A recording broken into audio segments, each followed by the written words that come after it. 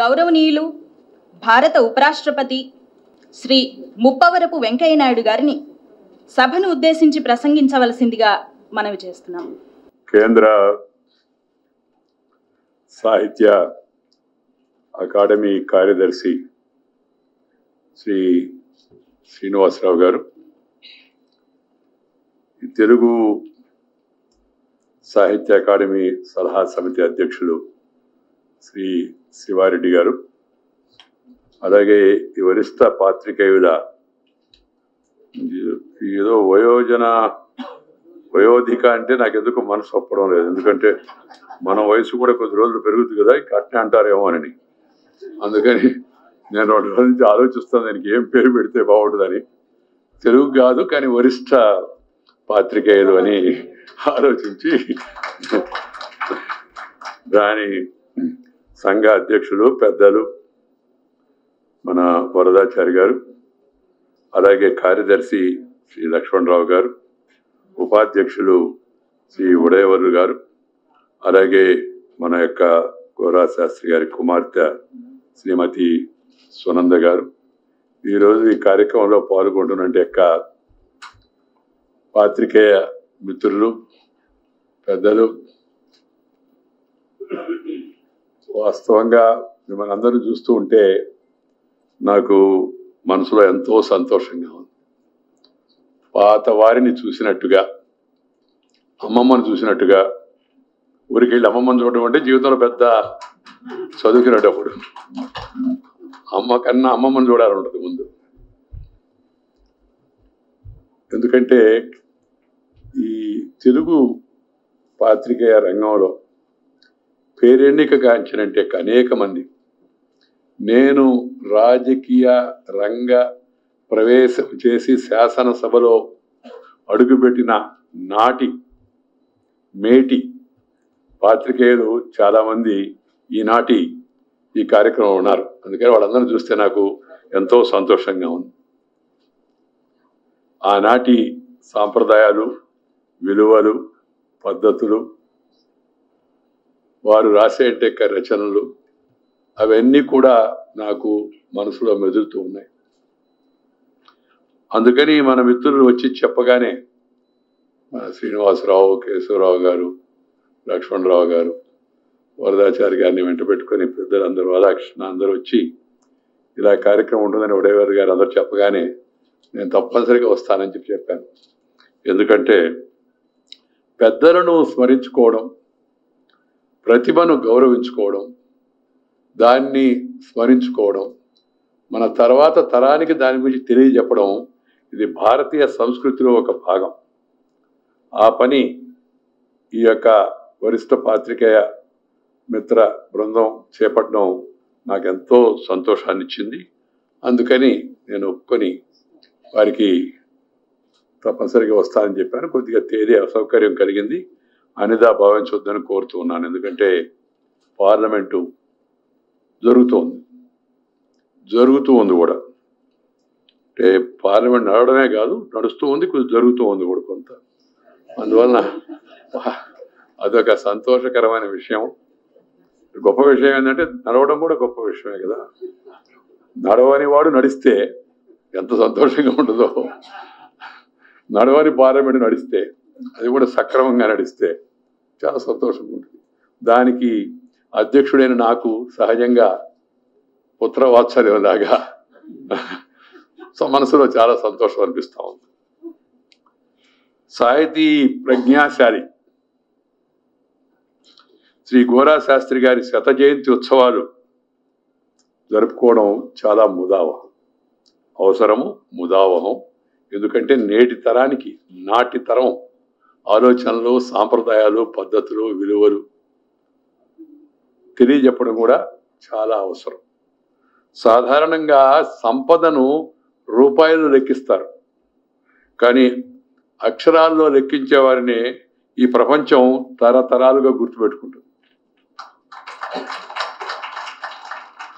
అలాంటి మహోన్నతమైన వ్యక్తిత్వం అన్నట్టు యొక్క వారిలో మనందరం ఎంతో అభిమానంగా గోరా శాస్త్రిని పిలుచుకునే యొక్క సాహితీ ప్రజ్ఞాశీలి మన తెలుగువాడు శ్రీ గోవిందు రామశాస్త్రి గారు ఒకరు. ఆంధ్రప్రదేశ్లో గోరా శాస్త్రి గారి పేరు ఆబాల గోపాలానికి పరిచయం. పత్రికా సంపాదకులుగా, రచయితగా తెలుగు సాహితీ ప్రపంచంలో సుస్థిర స్థానాన్ని సంపాదించుకున్న వారి శత జయంతి కార్యక్రమాన్ని తెలుగు వరిష్ఠ పాత్రికేయులు నిర్వహించడం చాలా ముదావహం. వారందరినీ నేను హృదయపూర్వకంగా అభినందిస్తున్నా, చేతులెత్తి కూడా నమస్కరిస్తున్నాను. నేను ఉపరాష్ట్రపతి అయినప్పటికీ కూడా, ఎందుకంటే ఒక ఉత్తమమైన కార్యక్రమాన్ని, సమాజ హితమైన కార్యక్రమాన్ని ఎవరు చేసినా వారిని అభినందించాలా, గౌరవించడం కూడా అది మన సంస్కారంలో ఒక భాగం. ఈ నమస్కారం అనేది సంస్కారంలో ఒక భాగం, అంత మాత్రమే. ఇది గౌరా శాస్త్రి గారికి ఇచ్చే గౌరవం కాదు, మన తెలుగు భాషకు విలువలతో కూడిన పాత్రికేయత్వానికి మనం ఇచ్చే గౌరవం ఈనాటి ఈ ఉత్సవం, ఈ కార్యక్రమం. గోరా శాస్త్రి పేరు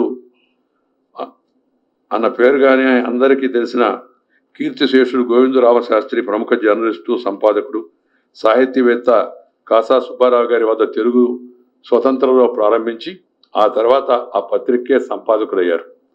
ఆ తర్వాత 61 నుంచి మన ఆంధ్రభూమి దినపత్రికకు, వారపత్రికకు, ఆయన 82లో మరణించేంత వరకు సంపాదకులుగా పనిచేశారు. నిజాన్ని నిర్భయంగా, నిష్కర్షగా, కుండబద్దలు కొట్టినట్టుగా చెప్పి సునిశ్చితమైన విమర్శతో హాస్యాన్ని, వ్యంగ్యాన్ని, ధర్మాగ్రహాన్ని, సాహితీ వైదుష్యాన్ని సమపాళలో మేళవించే గోరా శాస్త్రి గారి సంపాదకీయాలంటే పాఠకులు చెవి కోసుకునేవారని ఆ రోజుల గురించి తెలిసిన వారు చెబుతూ ఉంటారు. ఇవన్నీ ఆల్ ఇన్ వన్ కాంబినేషన్ చాలా అరుదైన విషయం. ఎందుకంటే ఏదైనా వ్యక్తికి మామూలుగా గ్లామర్, ఆకర్షణ ఉండాలంటే ఆ వ్యక్తిలో ముందు గ్రామర్ ఉండాలి. గ్రామర్ అంటే వ్యాకరణం కాదు, సత్తా ఉండాలి, సబ్జెక్ట్ అంటారు మామూలుగా. రెండవది కాస్త హాస్యము, చతురత కూడా దాంట్లో మేళవించాలి. అందుకని నేను చెప్తూ ఉంటాను, mere glamour will not fine glamour, grammar and humour, that makes it more interesting. ఇవన్నీ మేళవించినట్టు యొక్క గొప్ప మహోన్నతమైన వ్యక్తిత్వం వారి సొంతం. ఆయన సంపాదకీయాలంటే సంపాదనకు, జ్ఞాన సంపాదనకు ఒక మార్గాలని చెప్పని జనం వాటి కోసం ఎదురు చూసేవాళ్ళు, చదివేవాళ్ళు. ఆయన కొద్దిగా పెద్ద దీర్ఘమైన సంపాదకీయాలు రాస్తాడని చెప్తుంటారు మామూలుగా. నేను కూడా చూసేవాడిని.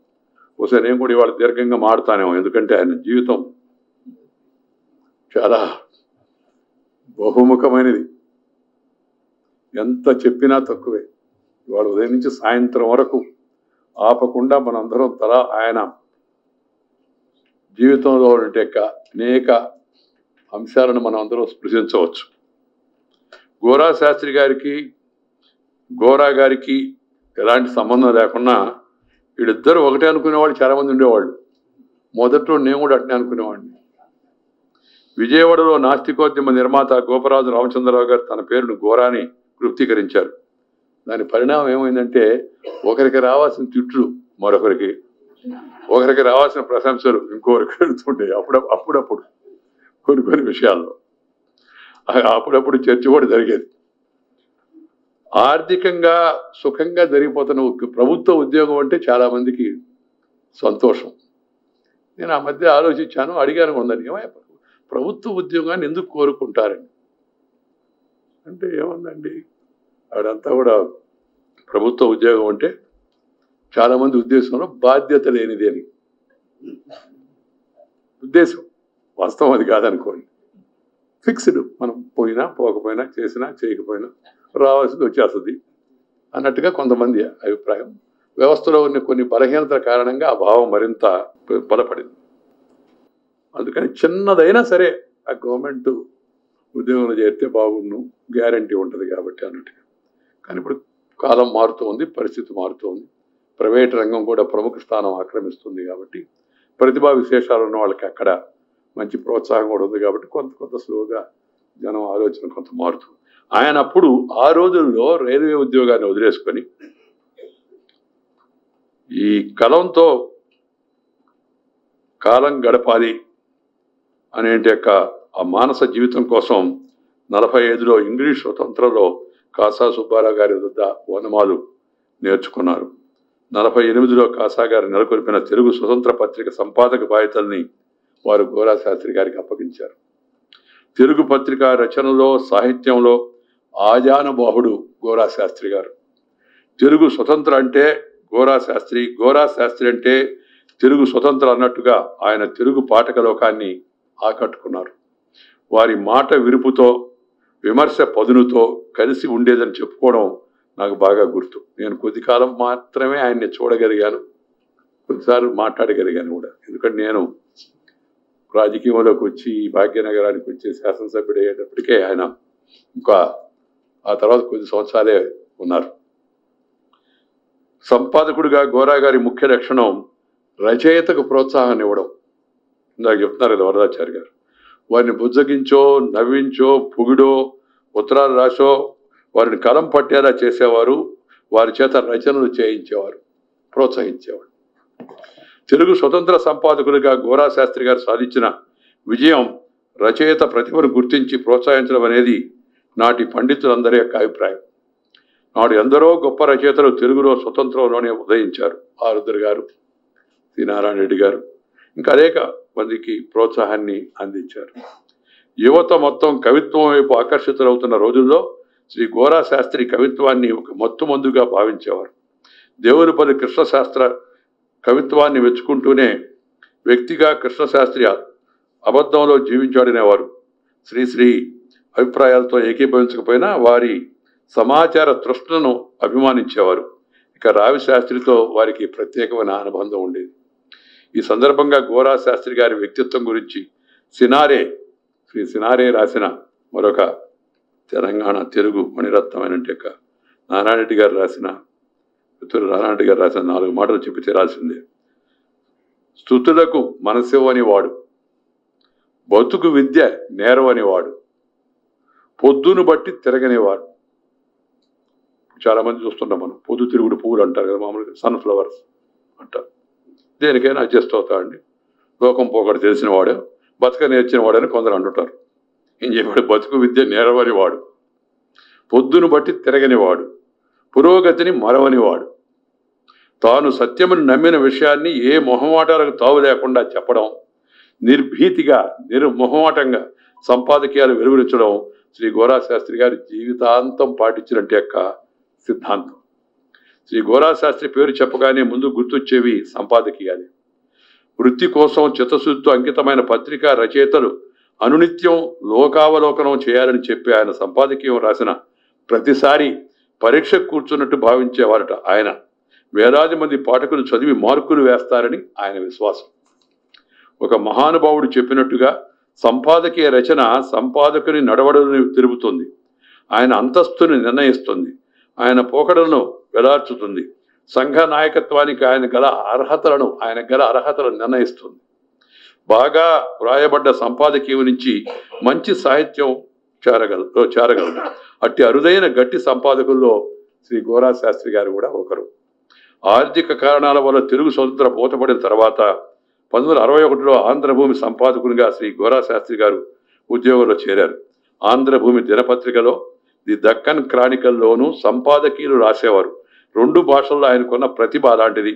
శాస్త్రి గారు సవ్యసాచి ఇంగ్లీషు తెలుగు భాషల సంపాదకీయాలు ఒకే శైలిలో ఆయన రాయగలిగేవాడు. గోరా శాస్త్రి గారి సంపాదకీయాలు ఎలా ఉండాలో చెప్పడమే కాదు, స్వయంగా పాటించి చూపించారు. వారి సంపాదకీయాలు నిశ్చితంగా ప్రజా వ్యతిరేక పాలన సాగిస్తున్న ప్రభుత్వాలకు వణుకు పుట్టించేవిగా ఉండేవి. ముఖ్యంగా ఎమర్జెన్సీ సమయంలో ఆయన రాసిన సంపాదకీయాలు ప్రజల నాడిని ప్రతిఫలిస్తూ స్వతంత్రేచ్ఛను వెల్లడించేవి. శ్రీ గోరా శాస్త్రి గారి సంపాదకీయంలోని ముఖ్య లక్షణం వాడిదనం. నిర్భీతకలో నుంచే, స్వతంత్రతలోంచే ఆ వాడిదనం వస్తుంది. తన మనసులోని భావాలనే కాదు, తాను నమ్మిన దాన్ని వాడిగా వేడిగా సూటిగా చెప్పగలడం శ్రీ గోరా శాస్త్రి గారు. అందుకే ఆయన సంపాదకీయాలు చదివించేవి, ప్రేరేపించేవి. చాలామంది సంపాదకీయాల కోసమే ఆంధ్ర భూమి పత్రికను చదివేవారంటే అతిశయోక్తి కాదు. భూమి వాళ్ళు ఎవరున్నా ఏమనుకోవాలంటే అది భూమి మీద అందరికీ తెలిసిన సత్యం ఆ రోజుల్లో. దాన్ని మనం గమనించాల్సిన అవసరం ఎంతో ఉంది. శ్రీ లోక్నాయక్ జయప్రకాష్ నారాయణ మరణించిన సమయంలో వారి గురించి ఆంధ్రభూమి దినపత్రికలో శ్రీ గోరా శాస్త్రి రాసిన సంపాదకీయాన్ని జేపీ మార్గంలో నడిచిన ఒకానొక వ్యక్తిగా నేను ఇవాళకి మర్చిపోలేను. ఇవాళ కొత్త తరహా నాయకులు ప్రజల్ని ఉద్ధరిస్తున్నారు. మహాభారత ఇతిహాసంలో బకాసురుని చూసి భీముడు వాక్రుచ్చినట్టుగా వాళ్ళ భాష వేరు, వాళ్ళ ప్రవర్తన వేరు. జయప్రకాష్, మీలాంటి విరాట్ పురుషుడు మళ్ళీ ఉదయించేది అన్నడో యుగమందు ఒక మాటు అంతే కదా. ఇలాంటి మాటలు అలవోగ్గా వాడి వేడి శ్రీ గోరా శాస్త్రి గారి కాలానికి మాత్రమే ఉండేది. శ్రీ గోరా శాస్త్రి ఏ రాజకీయ పార్టీకి వర్గానికి చెందని వ్యక్తి. చాలామంది అనుకుంటునేవాళ్ళు ఈయన మాకు దగ్గర, వాళ్ళకి దగ్గర, ఎవరికి వాళ్ళు అనుకునేవాళ్ళు. సమయం వచ్చినప్పుడు వాళ్ళకి అర్థమయ్యేది ఈయన ఎవరికి దగ్గర కాదు అని, నిజానికి దగ్గర అని చెప్పారు. ఎందుకంటే అందరికీ అంటించేవాడు అవసరాన్ని బట్టి, సందర్భాన్ని బట్టి. ఆయన ఏ పార్టీలో కూడా విమ్మడగలిగేవాడు కూడా కాదు. ప్రజాస్వామ్య వ్యవస్థలో ప్రతి పార్టీకి నిర్దిష్టమైన ఆర్థిక రాజకీయ సిద్ధాంతాలు అవసరం. నేటి మాట కాదనుకోండి. అదేవిధంగా కలగూరగంప పార్టీల పెరుగుదల ప్రజాస్వామ్యపు అరుగుదల. నేడు దేశంలోని అన్ని పార్టీలు ప్రజాస్వామ్యానికి కొలబద్దలు అన్నీ కావని కొన్ని మాత్రమే పాటిస్తున్నాయి. అవి విచిత్ర సమాఖ్యలని గోరా గారు అప్పుడే నిర్వచించాడు. విచిత్ర సమాఖ్యలని ముందు బాగా గమనించినటువంటి ఆయన. ఇప్పుడు ఉండే పరిస్థితి మనం చూస్తూ ఉంటే ఎప్పుడు ఎవరు ఎక్కడ ఉంటున్నారో వాళ్ళకి తెలవదు, మనకి తెలవదు. ఆయన టీవీలో మాట్లాడుతూ ఆయన పాత పార్టీ గుర్తుకి జై అన్నాడు.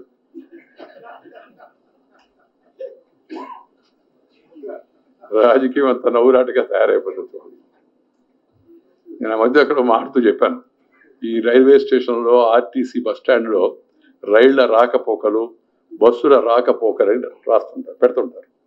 నేను చెప్పాను, ప్రతి మున్సిపాలిటీ కూడా కాస్త వారి సౌజన్యంతో నేటి తాజా పరిస్థితి, ఎవరు ఎక్కడ, ఉదయం, మధ్యాహ్నం, సాయంత్రం అని పెడితే బాగుంటుంది.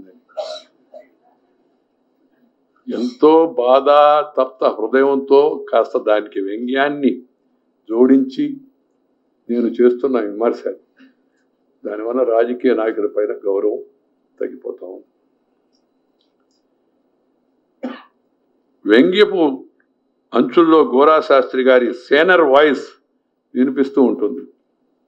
మన సంస్కృతిని కాపాడినది పూజారులు, మతాధిపతులు, చాతుర్వర్ణం మయాస్పష్టం అంటూ పల్లె వేసి కూపస్థ మండూకాలుగా బతికిన వాళ్ళు, స్త్రీలకు సహగమనమే శరణ్యమని వాళ్ళని తీసుకెళ్లి మంటల్లో పడేసిన వాళ్ళు కాదు. ఎప్పటికప్పుడు కాల ప్రభావాన్ని గుర్తించి సమాజం ముందుకు తీసుకెళ్లిన వాళ్లే భారతీయ సంస్కృతిని కాపాడతారనేది వారి వాదన. అది ముప్పాళ్ళు నిజం. సముద్ర ప్రయాణాలను నిషేధించి అగ్రహారంలో కూర్చొని జపం చేస్తున్న వాళ్ళ భారతీయ సంస్కృతిని కాపాడింది. లేదంటే విశ్వజనీయమైన ఒకే సందేశం ఇవ్వడం కోసం ఖండాంతరాలు ప్రయాణం చేసి ఇండో చైనాలో, థాయిలాండ్లో, ఇండోనేషియాలో శిల్ప సంపద నెలకొల్పిన వాళ్ళ భారతీయ సంస్కృతిని కాపాడిందంటూ విలక్షణమైన వాదనను శ్రీ గోరా శాస్త్రి గారు వినిపించారు. ఆఖరికి ప్రకాశం పంతులు గారు పాపం ఇంగ్లాండ్కి వెళ్ళి చదువుకొని వస్తే ఆయనకు కూడా రాజమండ్రిలో ఏం జరిగిందో మన అందరికి కూడా తెలుసు. అలాంటి పరిస్థితుల్లో అప్పుడు ఈయన తన యొక్క ఆలోచనను సమాజాన్ని ప్రభావితం చేయడం కోసం ఇప్పుడు అంత ఫ్యాషను దాదాపు సమాజం ఒప్పుకుంటుంది. కానీ ఆ రోజు పరిస్థితి ఆ విధంగా లేదు. అంతేనా, వితంతువులకు కేశఖండన మాన్పించి పునర్వివాహపు హక్కు కల్పించిన వీరేశలింగాన్ని భారతీయ సంస్కృతికి వ్యతిరేక అంటాం కొందరు. అలాగే వర్ణ సంక్రమం చేశాడు కనుక గాంధీజీని సైతం జాతీయతా వ్యతిరేక అంటారు కొందరు. ఈ మనస్తత్వానికి అంతెక్కడిది అంటూ ప్రశ్నించారు ఆయన ఆ రోజుల్లో. ఈ మాటలు నాటి చరిత్రనే కాదు, నేడు జరుగుతున్న చరిత్రను కూడా కళ్ళకు కడతాయి. గోవిందు రామశాస్త్రి గారి అఖండ ప్రతిభావంతుడైన ఆయన స్కూళ్లలో, కాలేజీలో చదువుకొని తక్కువే. ఆయనకు పుస్తక పఠనం అంటే విపరీతమైన ఆసక్తి. ఎన్నో పుస్తకాలు చదివి జీర్ణించుకున్నాడు. అందుకే గోరా శాస్త్రి గారి సృజనాత్మక సాహిత్యం అనుభవాల లోతు నుంచి వచ్చింది. ప్రతి రచనలో ఆయన గొంతు వినబడుతుంది. ఎన్నో అనుభవాలను తనదైన ఊహలో, సంక్లిష్టత లేని భాషలో ఆయన చెప్పారు. ఆయన అనుభూతి అంతర్యాలను వారి సంపాదకీయాల్లో ఆయన మాటల్లోనే వినడం ఉత్తమం. శాస్త్రి గారి సంపాదకీయాలు సుదీర్ఘంగా ఉంటాయి.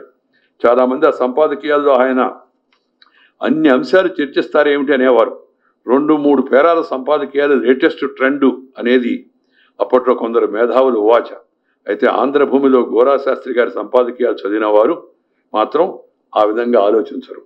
అవి చదువుతుంటే సంపాదకుడు పాఠకులతో మాట్లాడుతున్నట్టుగా ఎన్నో విషయాలు చెప్పినట్టుగా మనకు అనిపిస్తూ ఉండేది. ఇన్ని మాటలు ఎందుకు, ఎవరు చెప్పలేని నిజాన్ని బయటకు చెప్పే సాహసం.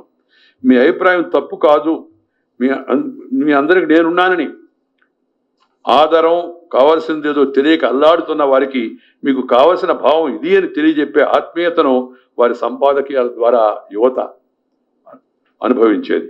సాహిత్య చర్చలంటే గోరా శాస్త్రి గారికి ఎంతో ఇష్టం. చాలా తక్కువైపోతున్నాయి. పత్రికలు కూడా చాలా వరకు సాహిత్యానికి ప్రాధాన్యత తగ్గిస్తున్నాయి. నేను అప్పుడప్పుడు ఆంధ్రజ్యోతిలో చూస్తుంటాను. అది శ్రీనివాస్ గారి ప్రభావమో లేకపోతే దాంట్లో పనిచేసే మీద వాళ్ళ ప్రభావం, రాధాకృష్ణ ప్రభావం. రాధాకృష్ణ రాజకీయం మీద ప్రభావం ఎక్కువ అనుకోండి, అందువల్ల బహుశా శ్రీనివాస్ గారి దయ ఉండదు. సాహిత్యం, కవిత్వం ఇది మనసును ఎంత రంజింపజేస్తుంది, ఎంత ఆలోచింపజేస్తుంది, ఎంత మార్పును తీసుకొస్తుందో అది అనుభవించిన వాళ్ళకే తెలుస్తుంది. కానీ కాలక్రమేణా దాని ప్రాధాన్యత మనం కోల్పోతున్నాం. శ్రీకృష్ణదేవరాయలు అష్టదిగ్గజాలను పెట్టి నేటి కాలంలో కూడా నేను నా చిన్నప్పుడు విశాఖపట్నంలో చదువుకునేటప్పుడు నా అదృష్టం పొంది శ్రీ తెన్నేటి వారితో కొంత అనుబంధం నాకు ఏర్పడింది. అది నా జీవితంలో చాలా మార్పుది. నేను చాలా దుడుకు మనిషిని ఆ రోజుల్లో, దూకుడు ఎక్కువ. అలాంటి దూకుడిని తగ్గించి కాస్త ఆలోచనలు పెంచి ఆప్యాయతనిచ్చి కొంత నా మార్గాన్ని మార్చిన వాళ్ళలో చెప్పుకోదగిన వాడు తెన్నేటి విశ్వనాథ్ గారు. ప్రతిరోజు సాయంత్రం, ఆయన రాజకీయ నాయకుడు, ఆయన సాయంత్రం సాహిత్య గోష్ఠి జరిగేది అక్కడ. దివాకర్ల వారు చాలామంది వచ్చేవాడు. అందరూ మేమంతా అక్కడికి చదువుకుంటుండే కూడా నేను వెళ్ళి సాయంత్రం కూడా ఆయన అక్కడ కూర్చునేవాడిని. చాలా సింపుల్గా ఉండేది. ఇప్పుడు కూర్చునే ఓపిక చాలామందికి లేదు. ఏమిటో అదంతా పాశ్చాత్యకాయ పచ్చడి ఇప్పుడు ఏందన్నట్టుగా. దాన్ని చెప్పే ఓపిక తక్కువ, చెప్తే దాన్ని ప్రచురించే ఓపిక కూడా తక్కువ, ప్రచారం చేసేవాడు కూడా తక్కువ. దానివల్ల ఎన్నిటి ప్రభావం వలన సాహిత్యం ప్రభావం తగ్గిపోతుంది. పైకి సాహిత్యం అంటే కొంతమంది సినిమాలో రాస్తుంటారే డైలాగులు, మనం చూస్తుంటాం కదా. అలాంటి డైలాగులు రాయిందే కానీ జనం చూడరు సార్ అంటారు వాళ్ళు. కానీ అలాంటి డైలాగులు రాయకుండా కూడా వచ్చిన సినిమాలు చాలామంది చూస్తున్నారు, చూస్తున్నారు కూడా, ఆదరిస్తున్నారు కూడా. మంచి మంచి సినిమాలు కూడా వస్తుంది. నేను ఒక సినిమా చూశాను. నేను ఆ సినిమాలో సాహిత్యం లేదు, సంగీతం లేదు, వాయిద్యం లేదు. ఇప్పుడు సాహిత్యం సంగీతం తగ్గిపోయింది, వాయిద్యం ఎక్కువైంది. మామూలుగా మిగతా సినిమాలో సౌండ్ వాయిస్ తగ్గిపోయి నాయిస్ పెరిగిపోయింది. అలాంటి ఆ సినిమా సూపర్ 30 అని ఒక గణిత శాస్త్ర ఉపాధ్యాయుడు తన జీవితంలో వచ్చిన అనుభవ కారణంగా పేద పిల్లల్ని తన రాష్ట్రంలో వాళ్ళని ఐఐటికి ఎగ్జామ్కి ప్రిపేర్ చేయాలని ఎన్నో కష్ట నష్టాలు ఓర్చి వాళ్ళని తయారు చేస్తాడు. 30 మంది సెలెక్ట్ అవుతారు. అది సినిమా అంతే. దాన్ని ఎంత జాగ్రత్తగా, ఎంత మంచిగా, హృదయంగా దాన్ని చిత్రీకరించారు చెప్పను. మొదట్లో నేను సినిమా నన్ను చూడమని అన్నప్పుడు నాకు కూడా అనుమానం వచ్చింది, 2.5 గంటలు చూడగలమా అని. ఆయన, మా ఆవిడ, నేను, మా అమ్మాయి, ఇంకో కొంతమంది మా కార్యదర్శి అందరూ కూర్చొని చూసిన తర్వాత ఎంత ప్రభావితమైందో మనసు, ఎంత ఉద్వేగానికి ఒక వ్యక్తి తన ఆయనకి పోటీలు ఇప్పుడు ఉంటాయి కదా, మనం చూస్తున్నాం కదా ఈ ప్రైవేట్ ఇన్స్టిట్యూషన్స్ అంటే ఏమంటారు, కార్పొరేట్ వాళ్ళందరూ అతన్ని దెబ్బకొట్టడం కోసం ప్రయత్నం చేస్తారు, దాన్ని మూసించడం కోసం. మొదట అతనే తన సొంత డబ్బు ఖర్చు పెట్టి చదివిస్తాడు. వాళ్ళందరికీ అన్నం వండి పెట్టదు. ఆ తృప్తి. అతను ఉన్నాడు ఇప్పుడు, ఇంకా అతను కూడా వచ్చాడు సినిమా చూడడానికి. మా ఇంటికి వచ్చాడు. నేను ఉపరాష్ట్రపతికి దాని సినిమా హాల్కి వెళ్ళడానికి లేదు, వెళితే సినిమా హాల్లో వేరే వాళ్ళు ఉండడానికి లేదు. అందుకని అంతకుముందు మంత్రిగా ఉన్నప్పుడు వెళ్ళి కాస్త మనోహరాళ్ళ కోసం అటు వెళ్ళి ఆ రాఘవేంద్రరావు పైన బాక్స్లో కూర్చొని క్వైట్గా అందరూ పోయి కూర్చున్న తర్వాత వెళ్ళేవాడిని. వాడు రాకముందు వేసి వచ్చేవాడిని బయటికి. ఇప్పుడు ఆ ప్రోటోకాల్ అంగీకరించు. అందుకని ఇంటి దగ్గర క్యూబ్ ద్వారా ఏర్పాటు చేస్తే చూశాను. సో అలాగే కొన్ని సినిమాలు కూడా, ఇంకా నేను పేర్లని చెప్పాలో కాదు, సమయం కూడా కాదు, చాలా సినిమాలు వచ్చాయి. కానీ చాలామందికి ఆలోచన లాంటి డైలాగులు, డబుల్ మీనింగ్ డైలాగులు పెట్టందే కానీ సినిమా చూడరు. ఆ సాహిత్యంలో ఆ విలువలు తగ్గిపోతూ ఉన్నాయి. సినిమా కూడా దానికి కొంత కారణం వాస్తవం చెప్పాలంటే.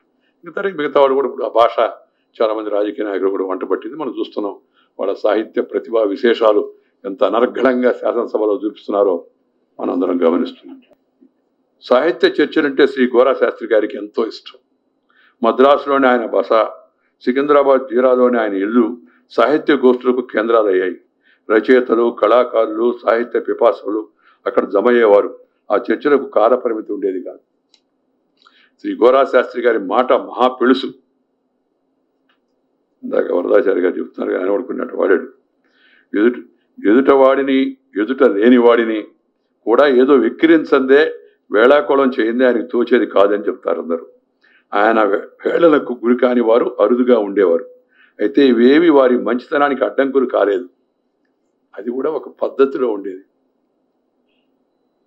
వేళాకోళం కూడా సాహిత్య మార్గంలో చేసేవారు ఆయన. అందుకే అందరి నోట్లు ఆయన నానేవాడు.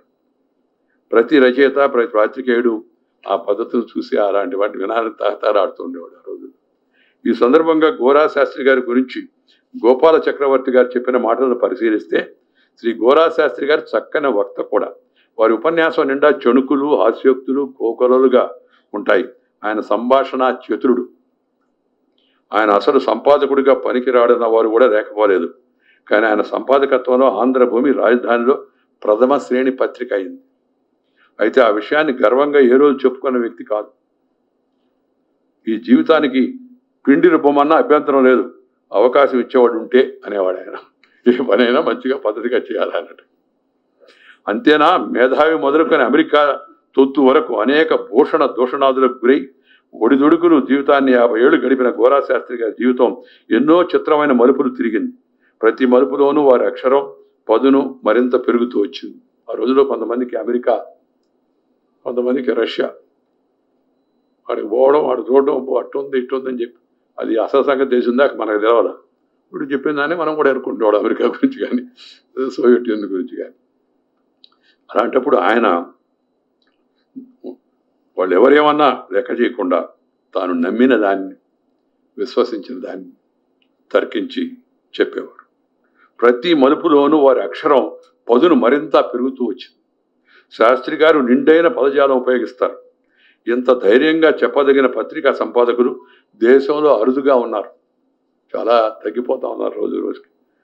నా ఏజీకే మాటల్లో చెప్పాలంటే సంపాదకుని కర్తవ్యం విశిష్టమైనది. ప్రజల కోరికల్ని జరిడ పట్టి నిగ్గు తేల్చి ప్రజల అవసరమైన విజ్ఞాన చైతన్యాలను వారికి వెదజల్లాల. ప్రజల అవసరాలను, కోరికలను ప్రభుత్వానికి నివేదించాల. ప్రభుత్వాన్ని సక్రమ విధానాలను ప్రజలకు ఎరుకుపరచాల. ప్రభుత్వాన్ని విజ్ఞానయుతం చేస్తూ ప్రజల కోరికలకు మన్నన్న ఇచ్చే విధంగా మరల్చాల. అతని పని అన్వయం, సమన్వయం. పత్రికా రచయిత పని అన్వయం, సమన్వయం.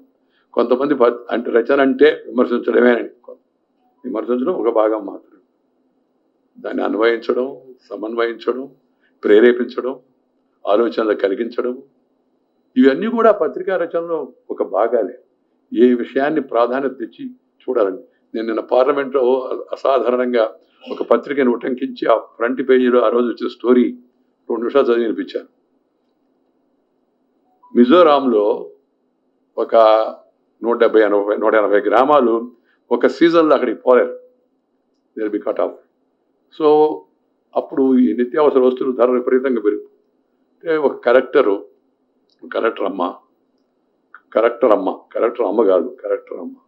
స్త్రీ, ఆమె మొత్తం ఆడుండే అంగన్వాడీ కేంద్రాలు ప్లస్ స్కూళ్ళు అన్నిటిలో అందరినీ మోటివేట్ చేసి పండ్లు, కూరగాయలు ప్రతి స్కూల్లో, ప్రతి అంగన్వాడీ కేంద్రంలో, మిజోరాంలో స్థలానికి ఇబ్బంది లేదు,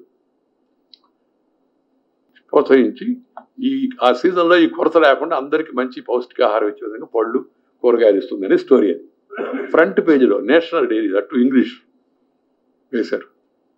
చదివినిపించాను. That is the creative journalism, motivating the people, motivating the government and the system అనేది దానికి ఒక చిన్న ఉదాహరణ మాత్రమే. అలా చాలామంది చేస్తున్నాను కొన్ని చాలా విషయాల్లో కూడా. నాకు నిన్నగాక మొన్న పార్లమెంట్లో ఆ అనుభవం ఎదురైంది. శ్రీ గోరా శాస్త్రి గారు చెప్పిన ఒక మాట ప్రతి పాత్రికేయుడు గుర్తుపెట్టుకోవాలా. కలం చేత్తో పట్టుకోగానే ఒకటి స్ఫురణకు తెచ్చుకోండి. మనకంటే ఉత్తమ సంస్కారులు, జీవితాన్ని సమగ్రంగా అర్థం చేసుకున్నవారు పాఠకుల్లో ఎందరో ఉన్నారు. పరిమితమైన మన అవగాహనకు అతీతమైన ఉన్నత హృదయులు వారు, మేధావంతులు ఉంటారు కూడా. అందువల్ల గడుసుతనం ప్రదర్శించకండి. మీ రాతల్లో వ్యర్థమైన గారడీలు చేసి నవ్వుల పాలు కాకండి. సహృదయులు బాధపడతారు. నమ్ర హృదయంతో మీకు నిజమని తోచిన అనుభూతులను చిత్తశుద్ధితో పాఠకుల ముందు ఉంచండి. నిత్య జీవితంలో ఎలాగూ కొంత హృదయ మాలిన్యము, అల్పత్వము, స్వార్థము ఇవి తప్పడం లేదు. Why not be humble, loyal and above all truthful in what you write. చాలా మంది ఈ మధ్య ఇప్పుడు ఈ సీజన్ లాగా అయిపోయింది, కొత్తగా ఛానల్ పెట్టడం వరకే తెలుసు మనకి. ఆ తర్వాత అది మూతపడిందే ఉందా మనకు తెలియదు. పెట్టేవాడు కూడా అంతా అడుగుతుంటారు, సార్ ఒక మెసేజ్. నేను కొద్ది రోజుల పాటు ఈ అయ్యండి మీ మంత్రిగా ఉండేవాడిని. పత్రికా మిత్రులతో నాకు కొద్దిగా సన్నిహితం కూడా ఎక్కువ. సార్ సందేశం నేను అందరికి ఒకే సందేశం చెప్పేవాడిని, సత్యానికి దగ్గరగా, సంచలనానికి దూరంగా, ప్రజల యొక్క జీవితాలకు అర్థం పట్టే విధంగా ఉండండి అని చెప్పారు. చాలా కష్టమైంది, సులభంగా సత్యానికి దగ్గరగా, సంచలనం లేకపోతే అసలు చలనం లేదని చాలా మంది ఉద్దేశం. సంచలనం ఏదో హెడ్ లైన్ పెట్టి ఆ హెడ్ లైనే అందరికి డెడ్ లైన్ అని మనం అనుకుంటాం. కానీ అది మెయిన్ లైన్లో లేదనే సంగతి తర్వాత కానీ తెలవదు నీకు, పెట్టినవాడికి, ఆ హెడ్ లైన్ పెట్టినవాడికి. శ్రీ గోరా శాస్త్రి గారి పేరు అక్షరాస్యులను తెలుగు జనులు కృతజ్ఞతతో తలుచుకుంటారు. ఆయన సంపద రూపాయలది కాదు, అక్షరములది. అందుకే అది అక్షరాల సంపద అయింది. శ్రీ గోరా శాస్త్రి గారి సంపాదకీయాలు, ఆయన నాటికలు, కథలు ఈ తరం వారికి చేరవలసిన అవసరం ఎంతో ఉంది. ముఖ్యంగా ఈ తరం పాత్రికేయులు వారి జీవితాన్ని అధ్యయనం చేయాల్సిన అవసరం ఉంది. వారు పాటించిన విలువలు, కర్తవ్య నిష్ఠ, వెనుకడుగు వేయనంటి తత్వాన్ని ప్రతి ఒక్కరు ఆదర్శంగా తీసుకోవాలి. మన వాళ్ళు పుస్తకం తీసుకొచ్చారు. నాకు అనిపిస్తోంది ఈ జర్నలిజం కోర్సులో యూనివర్సిటీలు, ఇన్స్టిట్యూట్స్ అవన్నీ కూడా ఇలాంటి మహానుభావుల యొక్క జీవితంని ఆ పుస్తకాలను ఒక పాఠ్యాంశంగా చేర్చాల్సింది. ఒక గోరా శాస్త్రి గారా, ఒక నార్లవారా, ఒక నీలవరాజు వారా, అనేక మంది ఉన్నారు. ఒక ఇరానియా, లేకపోతే ఒక ఇండియన్ ఎక్స్ప్రెస్ గోయంకా గారా, వీళ్ళందరూ ఇంకా అనేక వందల మంది ఉన్నారు. మనకు అదృష్టం, మనకు ఉన్నారు. ఆ రోజుల్లో ఉన్నారో అని అనలేను, ఉన్నారు, ఇప్పుడు కూడా ఉంటారు కొంతమంది. సో ఆ వాళ్ళ జీవితాలను కానీ ఈ కొత్తగా పాత్రికేయ రంగంలో ప్రవేశించే యొక్క యువక మిత్రులకు కానీ తెలియజెప్తే వాళ్ళు మొదట్లోనే మంచి అవగాహనకు వస్తారు. కొంతవరకు ఆ జీవితాన్ని అనుసరించి తమ జీవితంలో దాన్ని వేళవించే ప్రయత్నం కూడా చేస్తారని నా అభిప్రాయం. I strongly feel that there is every need. I told our people also to make this as an all India this thing. Gora Sastry, Rajya Sabha, Doordarshan velaki chepparu. I will say a few words in English also for that purpose, not for any other thing. In my long and eventful journey through the world of politics and public life, I have come across many shades of media personalities. Very few have left such a deep impact on my mind as the veteran journalist of yesteryears, Sri Gora Sastry garu. I feel truly honored to be here at this function to mark the centenary celebrations of a multi-dimensional editor, whose sharp intellect and insightful analysis shown through in his editorials and articles is also his fictional work also. Fictional పుస్తకాన్ని కూడా ఇప్పుడే మనం వినాయకుడి వీణ పేరుతో చేసుకున్నాం కదా. Sri Govindu Ramasastry garu, or Gora Sastry as he was popularly known to his readers, was a colossus of Telugu journalism and literature, who served as a fountainhead of inspiration to a generation of journalists and writers. He groomed many a journalist who went on to become famous in later years in the media landscape. Sri Gora Sastry, who had made a mark as a writer of short stories, forayed into journalism. Sri Kasa Subbarao garu, one of the most revered names in Indian journalism and former editor of Indian Express at that time, took Sri Sastry under his wing. Sri Kasa, an astute idealist, austere idealist, was fearless and forthright and was an embodiment of commitment and rectitude. He would never influence the opinion of others and give his colleagues untrammeled freedom when it comes to expressing their views.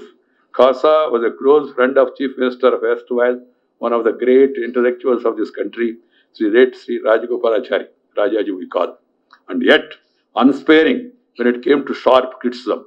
It was a profound lesson Sri Gora Sastry observed as an young journalist.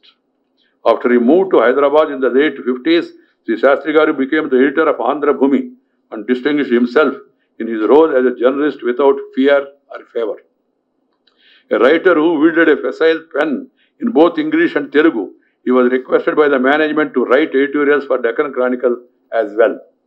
In the tradition of fiercely independent journalists, he wrote some powerful editorials which remain etched to memory of this day.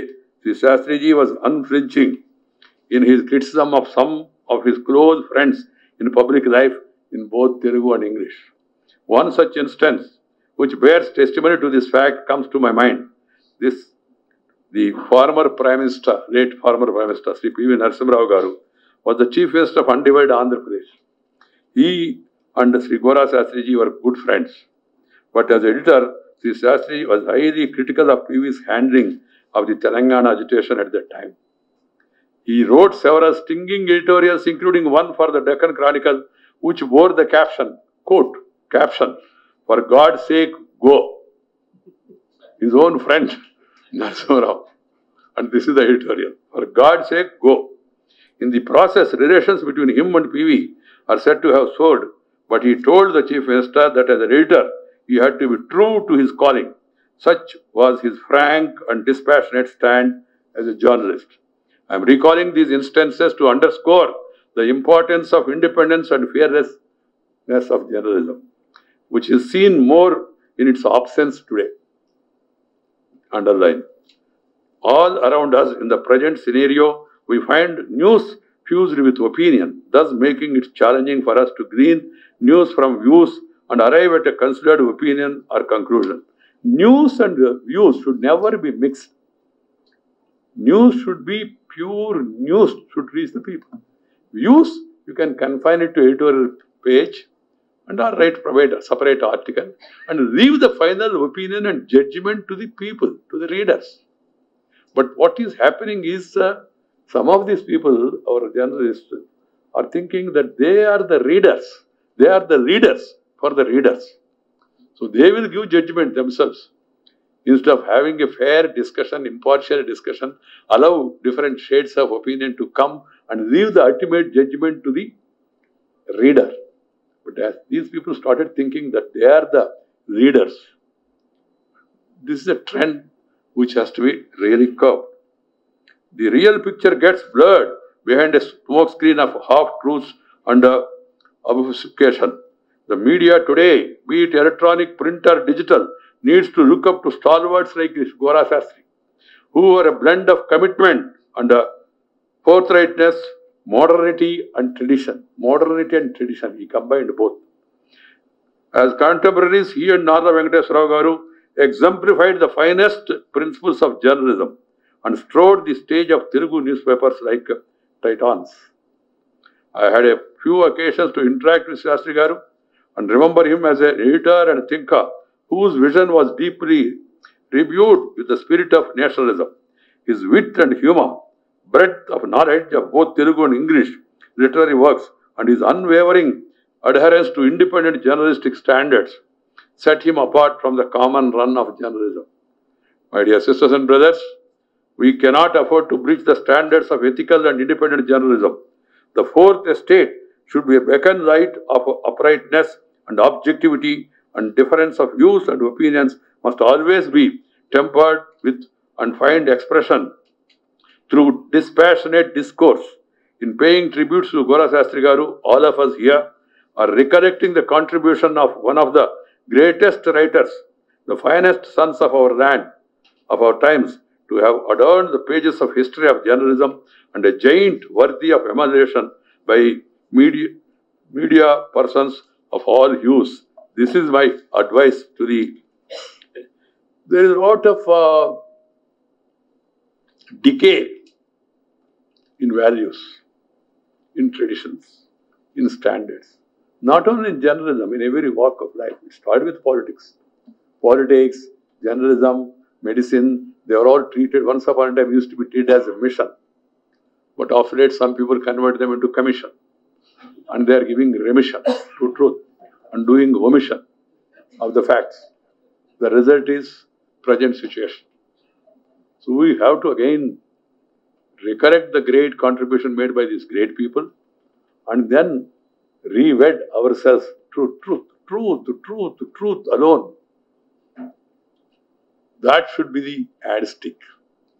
And we are all seeing now the falling of standards, the issue of fake news, breaking news, 24 hours, 24/7, good news, bad news, नहीं तो खुद उनका news भी चलाते आजकल channel वाले, नहीं तो एक दूसरे के खिलाफ settle the scores, business scores, news. And then they put a deadline also. And they give judgment also. Unfortunately, that should not be the case.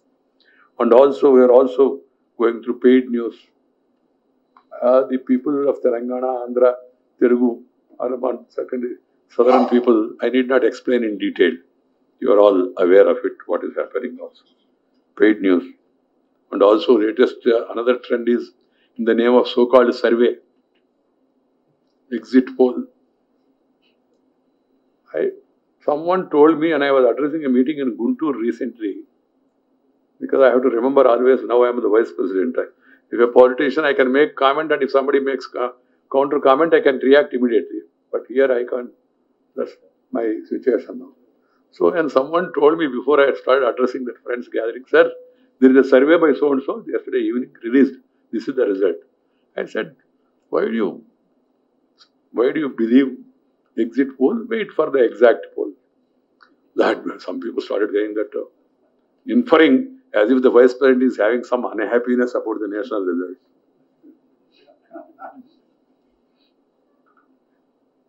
It was an instant comment made by me. And that's my conviction, even today. The exit polls may go right, may go wrong. We have seen now the exit polls have gone wrong in Telangana and Andhra. Just for example, I am telling you. And now the newspapers have carried it 5 columns without any scientific veracity. But fortunately, people were not misled. These filters or these owners might have got misled, but the readers have not misled. They voted according to their choice. So this is one area of concern. And if పత్రికలు వ్యక్తిగత వ్యాపార సాధనాల ప్రయోజనకారు కాకూడదు. ఇందాక వారు చెప్పినట్టుగా పత్రిక సమాజ ప్రయోజనం కోసం ఉండాలి. అది ఉద్దేశం. ఇది ఒక పవిత్రమైన వృత్తి, నోబుల్ ప్రొఫెషన్ జర్నలిజం అనేది. ఆ చేరిన ప్రతి ఒక్క జర్నలిస్ట్ కూడా ఆ గర్వంగా జీవించగలిగి ఉండాలి, ఆ తల ఎత్తుకొని జీవించగలిగి ఉండాలి.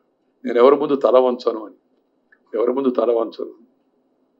తల వంచనంటే అర్థం ద్వారం చిన్నదిగా ఉంటే తల వంచకుండా పోతే ఏమవుతుంది మీ అందరికీ తెలుసు. అది కాదు, ఆ తల వంచడం కాదు. నీకు అర్థమే ఉండదు. చాలా మంది అందరూ బాగా పత్రికా రంగం ఉన్నారు కాబట్టి. సో ఎవరు తల వంచను నేను అన్నట్టుగా ఉండాలి. అది నిజంగా ఆదర్శవంతమైన టెక్క జర్నలిస్ట్కి అదొక చిహ్నంగా ఉంటుంది.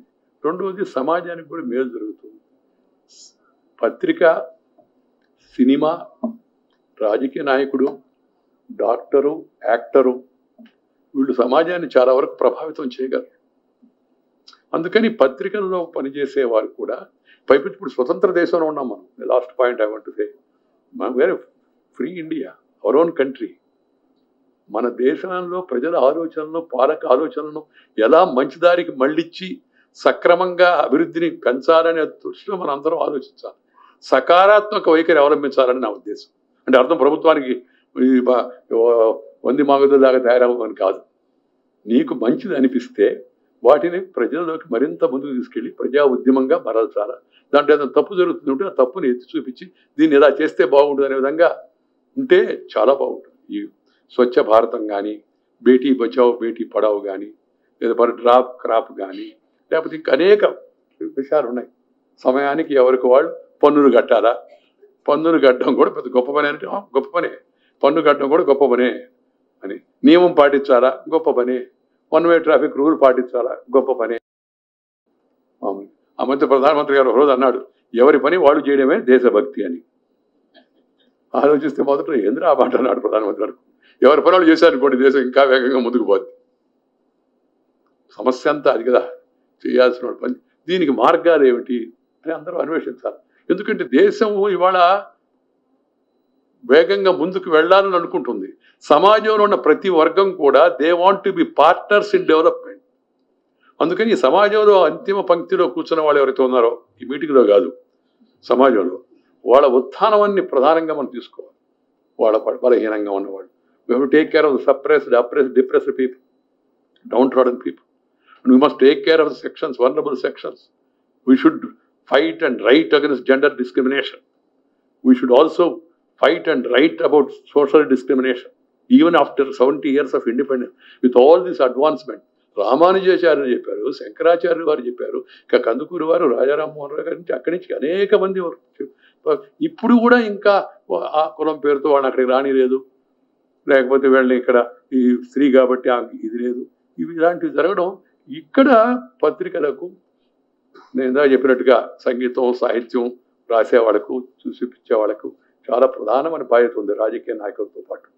ఎందుకంటే అప్పుడు వాళ్ళు సమాజాన్ని మరింత ప్రభావితం చేయగలరు. కాబట్టి శ్రీ గోరా శాస్త్రి గారి జీవితం చాలా ఆదర్శప్రాయమైన జీవితం పాత్రికేయ రంగానికి అని చెప్పని నేను భావిస్తా ఉన్నా. మనం అందరం కూడా ఈరోజు వారికి నివాళులు అర్పించేందువల్ల ఆయనకేమీ రాదు. ఆయన ఎక్కడికి చేరాలో అక్కడికి చేరుంటాడు గోవిందరామశాస్త్రి గారు. కాబట్టి వారి కూతురు కూడా మనం ఎందుకు పిలిచామంటే గుర్తుగా మంచి పని చేసిన వ్యక్తిని గురించి మంచిగా అనుకుంటున్నాం అని చెప్పడం కోసమే. కానీ వారికి కూడా దీనివల్ల వచ్చేది ఏమి లేదు. కానీ సమాజానికి వస్తుంది, మనకు వస్తుంది. అవి గుర్తుపెట్టుకొని దాన్ని కొంతవరకన్నా మనం ఆలోచించగలిగితే మన జీవితం బాగుపడుతుంది, మన సమాజం బాగుపడుతుంది, దేశం బాగుపడుతుంది. ఆ ఉద్దేశంతో ఈరోజు ఈ కార్యక్రమానికి వచ్చిన మిత్రులందరినీ నేను హృదయపూర్వకంగా అభినందిస్తూ ఉన్నా. మన ఎవరైతే ఈ కార్యనిర్వహణ బృందం ఎవరైతే ఉన్నారో వాళ్ళందరినీ కూడా మరొకసారి అభినందిస్తూ మీ దగ్గర సెలవు తీసుకున్నాను. నమస్కారం. జై హింద్.